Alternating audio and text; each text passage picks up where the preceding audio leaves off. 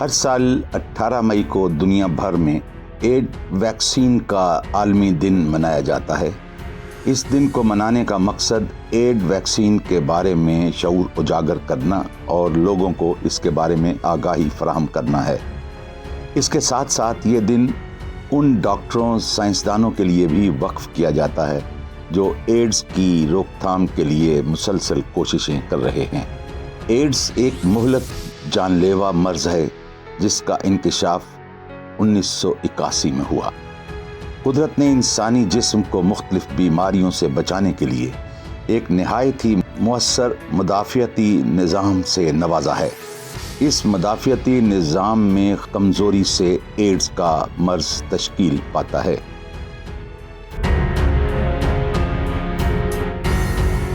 AIDS کی علامات: دائمی کھانسی، نزلہ زکام، طویل عرصے تک بخار رہنا، جسم پر لال دھبوں کی موجودگی، وزن میں تیزی سے کمی، بلا وجہ تھکاوٹ اور چکر آنا، قوت مدافعت میں کمی۔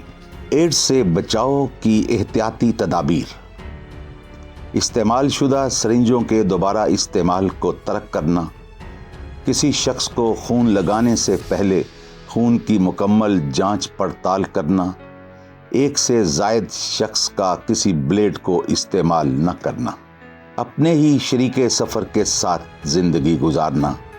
ایڈز کا علاج: ایڈز کے علاج میں استعمال ہونے والی ادویات کو اینٹی ریٹرووائرل تھراپی کا نام دیا جاتا ہے۔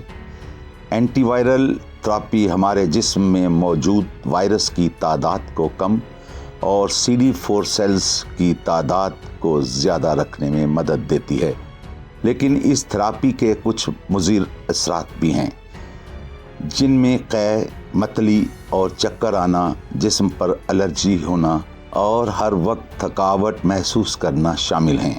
ایڈز میں ادویات کو باقاعدگی اور ڈاکٹر کی ہدایت کے مطابق استعمال کرنا چاہیے۔ ادویات کے چھوڑنے یا ناغہ ڈالنے کی صورت میں بیماری بہت جلد اگلی سٹیج پر جا سکتی ہے۔